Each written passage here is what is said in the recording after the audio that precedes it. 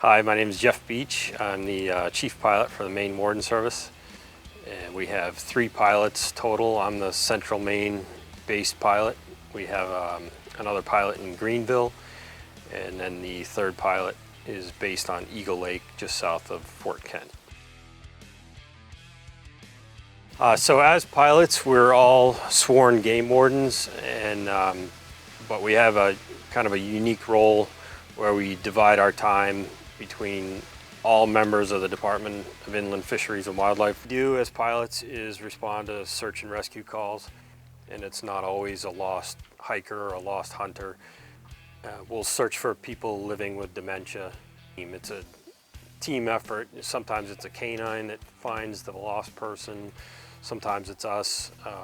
It's just part of the whole puzzle, the team effort, and we're just a tool in the toolbox to help get the mission done.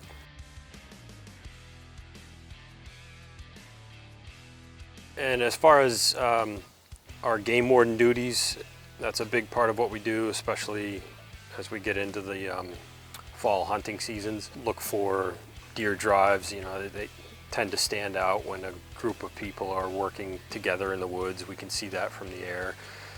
During the fishing seasons, we help the wardens on the ground a lot by flying over sort of the remote ponds that are not easy for them to get to. So relay that information, cover a lot of ground, and make the whole operation a lot more efficient for the guys on the ground. Hey, my name is Chris Hilton. I'm one of the 3 pilots. I'm based out of the hangar here in Greenville. We use the airplane for fisheries management.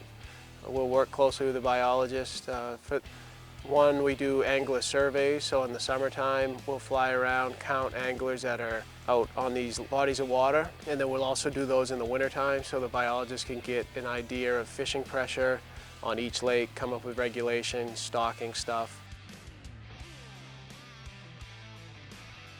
The plane is a very useful tool for stocking fish. Without the aviation division, these ponds would probably not be able to be stocked, or if they were stocked, you'd have to lug them in either by hand. I know some ponds, they used to put the fish in backpacks and lug them in. It'd just make for a lot longer of a trip, and then also more stress probably on the fish. This is the fish tank that we carry them in. So what we'll do is we'll run a hose up through this and then into the inside of the airplane where the oxygen tank is, and then that provides oxygen to the fish. We'll put 90 pounds, you're allowed to put 90 pounds per side in of fish when you're carrying them to a place. We're looking for 80 knots at 100 feet, and you're looking for the deep holes in these ponds.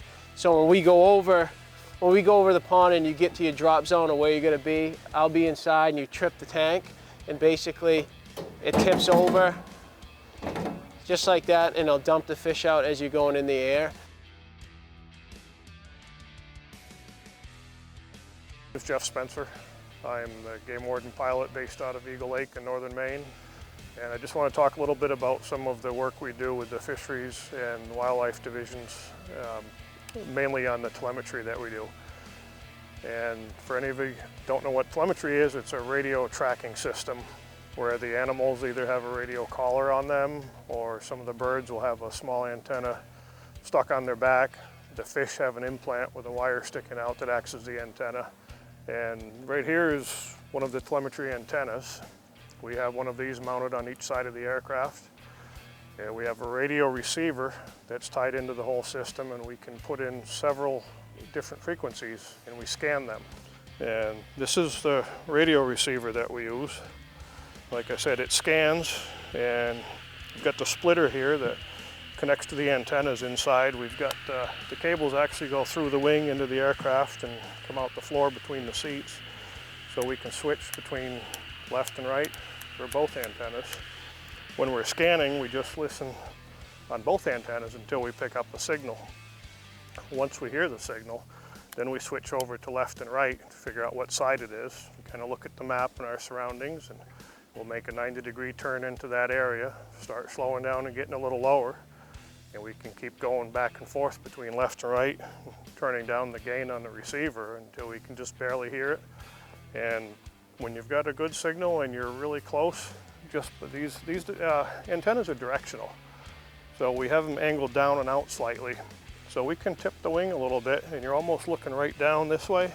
Very accurate, and you can actually make the signal, it beeps louder and softer depending on the direction the antenna is pointing. So when you're pointing directly at it, you'll have the loudest signal. And sometimes just rocking the wing a couple degrees up or down will make the signal weaker or stronger, and that's when you know you're right on it. That's when you hit the GPS and start writing down coordinates, move on to the next one.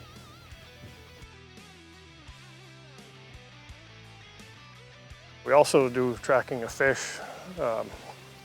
I've done brook trout, I've done landlocked salmon, I've done lake trout, and it's pretty interesting to find out how far these fish travel in a short period of time. I've had some brook trout travel 10 or 12 miles into a whole different lake in just a matter of 2 days. And one of the other projects, programs that we helped with quite a bit by telemetry tracking is with the deer and the moose study programs.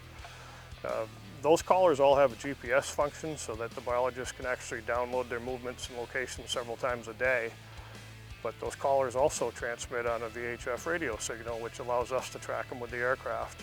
And occasionally there's a technological issue or the mortality signal has come in on one of the moose over the GPS connection. And before the biologists drive sometimes several hundred miles up into the woods to try to find one of these animals and find out what happened to it, they'll have us go verify it with the aircraft.